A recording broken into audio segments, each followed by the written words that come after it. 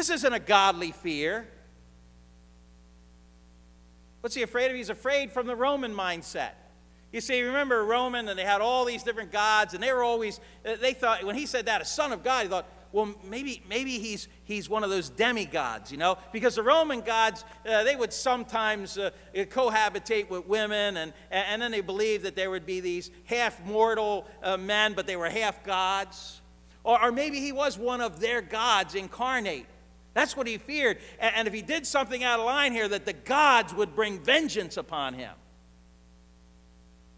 So he takes him aside again. And he went again into the judgment hall, and he said unto Jesus, "Where are you from?"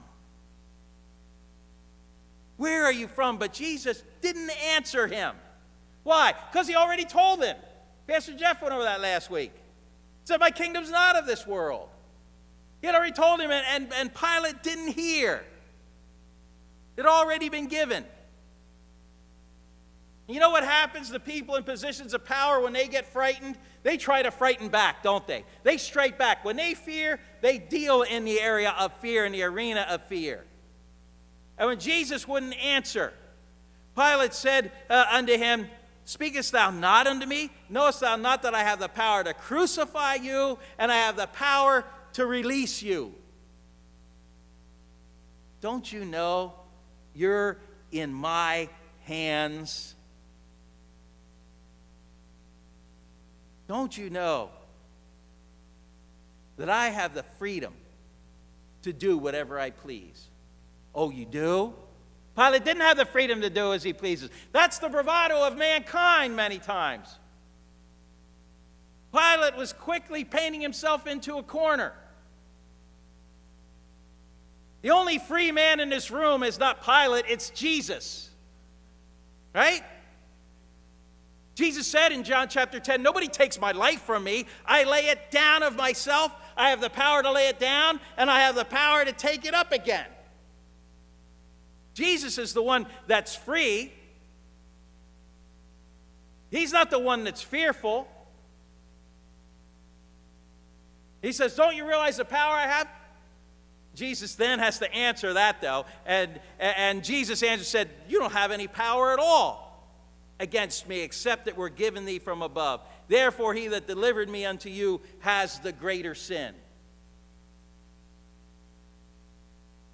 In this room, who's the man that's free? Jesus, not Pilate. Who's the man that has power? Jesus, not Pilate. He says, "You don't have any power over me at all, except in the sense of what's given to you for this moment and for this hour." There's a lesson in that for all of us.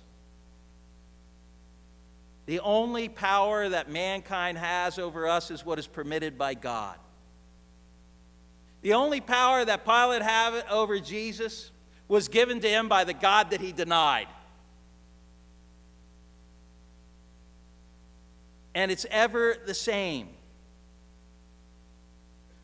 Remember, God is ever and always in charge. No matter what injustice comes our way, God is the one who has authority. And Jesus is one who has authority at this point. And now he is fearful. Now he desperately wants to release Jesus. Not for the right reasons. Man, I want to tell you, you talk about a guy having a bad day. Pilate had a bad day. I can see Pilate first appearing in all of his regalia, and all of his military getup. It's the mighty Pontius Pilate who stands before you as a representative of imperial Rome and all of its power. And here he is. He can't intimidate the Jewish leaders. Jesus isn't intimidated by him. "Don't you know who I am?" And Jesus says, "Yeah, you're nobody." "Yeah, I know who you are. You have no power over me at all." Boy, the bravado of mankind. Boy, the bravado of any person this morning who doesn't know Christ as their personal Savior. Pilate is like a reed who holds his head high, but he's blown about by every wind and breeze. bent to and fro. And so he takes him back outside.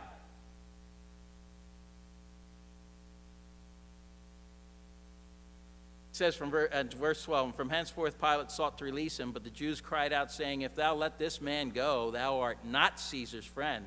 Whoever so maketh himself a king speaks against Caesar. And when Pilate therefore heard that saying, he brought Jesus forth and sat down in the judgment seat in a place that is called the Pavement, but in Hebrew, Gabbatha." What's he going to do? He's going to yield. He's going to fail. Because not only is he on trial before Jesus, now he's going to be on trial before these Jews. They're going to put him on trial, and they're going to charge him with, you know what? If you let Jesus go, if you release Jesus go, then you are no friend of Caesar's. And I'm going to tell you what, there's nothing. Talk about Pilate. He was afraid of the Jews. He's afraid of Jesus. But most of all, he was afraid of Pilate. Because the emperors of Rome were suspicious people. They didn't mess around. If you lost favor with them, or just, I don't know if I quite trust this guy anymore, well, they didn't have to worry about going through trials. They said, just get rid of him. And Pilate had been in trouble before. And the thought that these Jewish leaders might report to Pilate that one had claimed to be a king, and he did nothing about it. He was complicit with Jesus. Maybe he's plotting to overthrow you.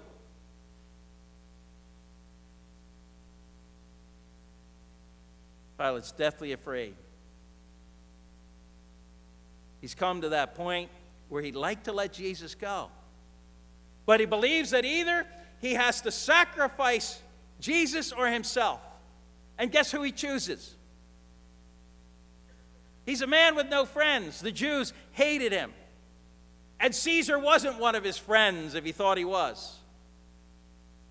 The only friend that he really had was Jesus Christ, wasn't it?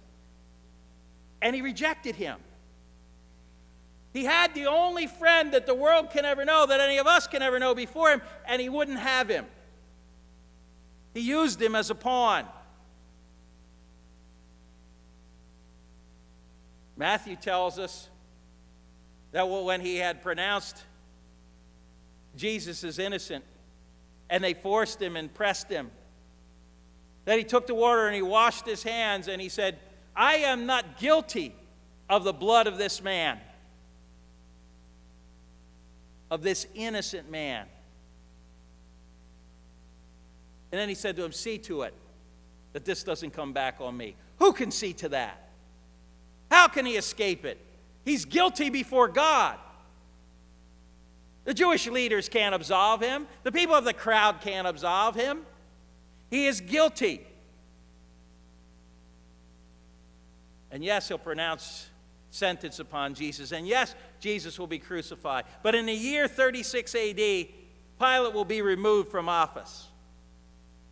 He'll be called back to Rome to stand trial before